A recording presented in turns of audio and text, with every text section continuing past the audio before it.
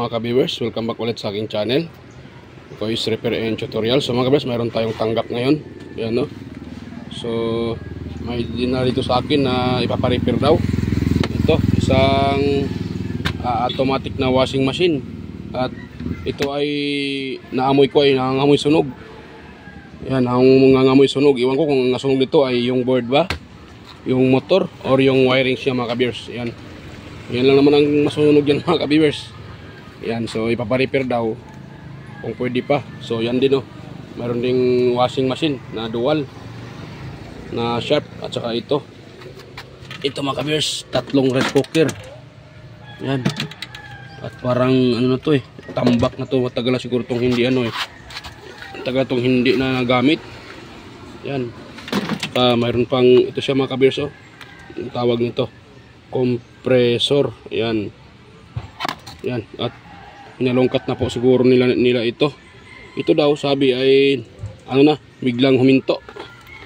At nakita ko yung itong kanyang cover, ayan, lusaw. Ayan, nalulusaw siya. So siguro umiinit yung motor. Ayan, lusaw yung cover, kung saan sa tornilyuhan. So siguro ito ay umiinit.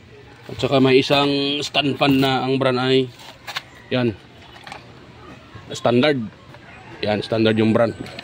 Hindi kita. Yan, standard. At yun na, parang lupay na ang nangyari dito. Yan po ang ating, yan po ang aking i-repair mamaya. Yan, mga ka-viewers. Yan. So yan, punong-puno na yung shop natin. Kita nyo naman yan, punong-puno sa loob mga ka-viewers.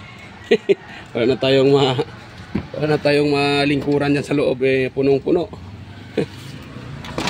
Wala ko lang saan to ilagay itong iba nitong mga wala tayong mapaglagyan.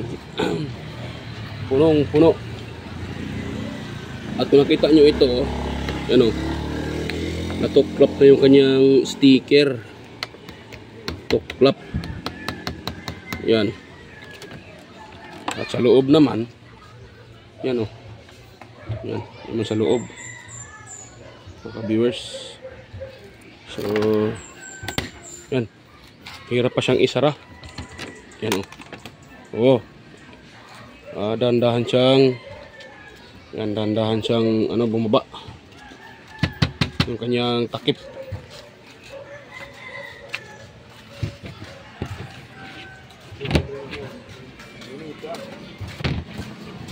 Yan.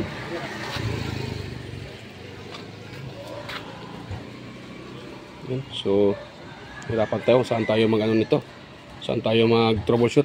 Punong-puno. Kailangan ko nang i-pull out yung mga hindi na dapat. Yan, punong-puno na mga ka-viewers. So pull out ko na yung mga hindi na kinukuha. I-pull out. Mayroon dyan yung pin na electric fan na plug type, hindi pa kinuha. At nirepair ko nung isang gabi, yan, na yun yung nirepair ko na nagabihan ako dyan. So yung may-ari niyan, yung box fan na yan, yung puti, yung box fan na electric fan, yung box fan. So binigay ko na sa kanya yung pinakamotor niyan at pinapariwain ko dahil may problema na yung motor, may tama na mga ka-viewers, hindi na kayang i-repair. Yan. So yan po yung ating dapat i-repair. Sana ay ma-repair natin to dahil sayang naman tambakan tapos hindi ma-repair. So itong rice cooker na to, pag hindi lang sunog hindi lang shorted tong kanyang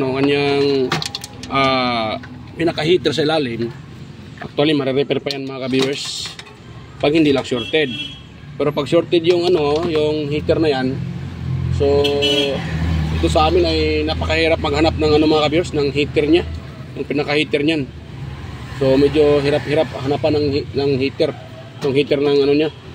Itong heater sa ito yung heater niya or pinaka-coil sa ilalim.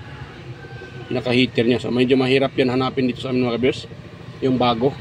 So meron namang makukuha ng ganyan sa mga second hand na isa junk shop.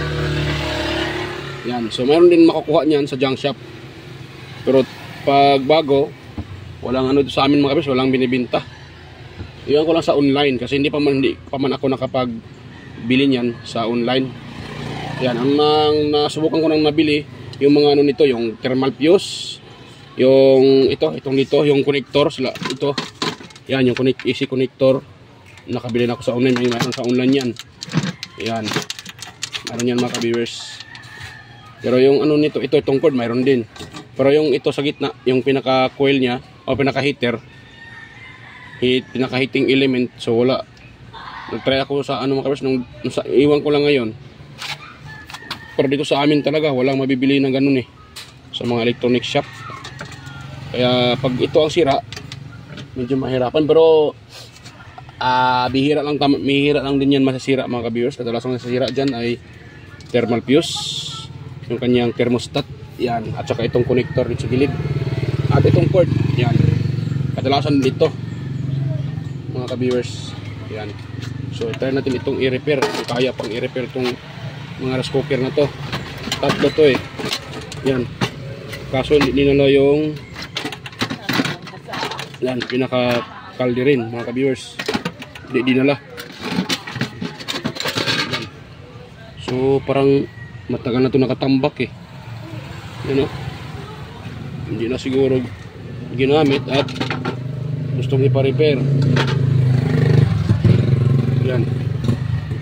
Yan. Malaking trabaho to. Dahil, you know, madumi yung lalim. So medyo malaking trabaho yan. Pag yan po ay i-repair. So ito namang electric pan na to, tawag dyan, pwede lang din to, basta wag lang motor mahirap eh. Okay lang kung may kapareho. Ito naman, to, iwan ko lang kung motor ang problema to, sunog, ako, hindi na ma-repair to pag motor ang problema.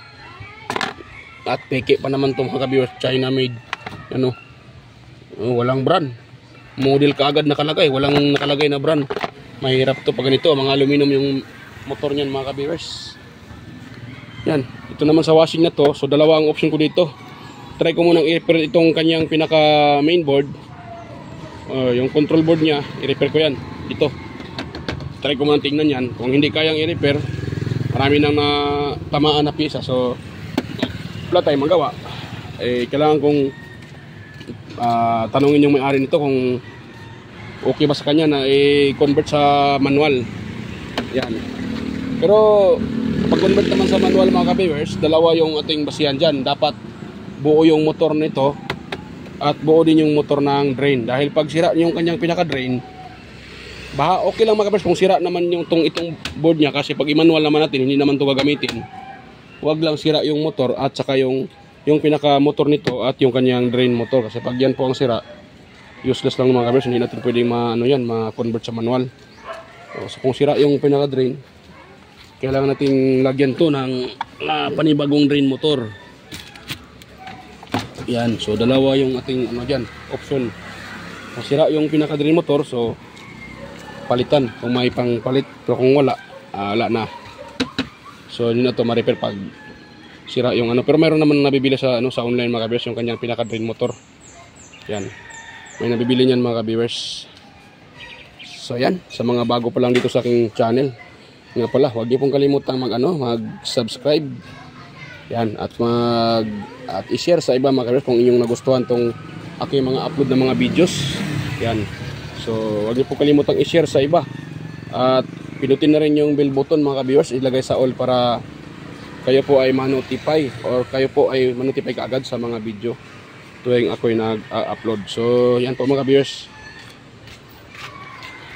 And so, next, so pili lang ako dito ng, iwan ko kung ito ba yung unahin ko, yan, at saka or ito, pili lang ako dito ng i-repair mga ka-viewers at pupunan ng video. Yan, either itong automatic washing or yung na yun, yan, itong rice cooker or ito. Yan. So ayan mga ka-viewers, hanggang dito lang po itong video na to. Yan, so update ko na lang kayo sa next kung saan yung unahin ko ditong i-repair. So yan, bye-bye mga ka-viewers, at yan, kita-kita tayo sa next kong mga upload tungkol dito sa mga na to, i-repair na to. So yan, bye-bye po mga ka-viewers. Yan, nga pala, bago pa pala ako mag-end. So, mega loud shoutout sa inyong lahat mga ka-viewers, sa mga silent viewers, sa mga organic viewers. Yan, salamat po sa inyong lahat dyan mga ka-viewers.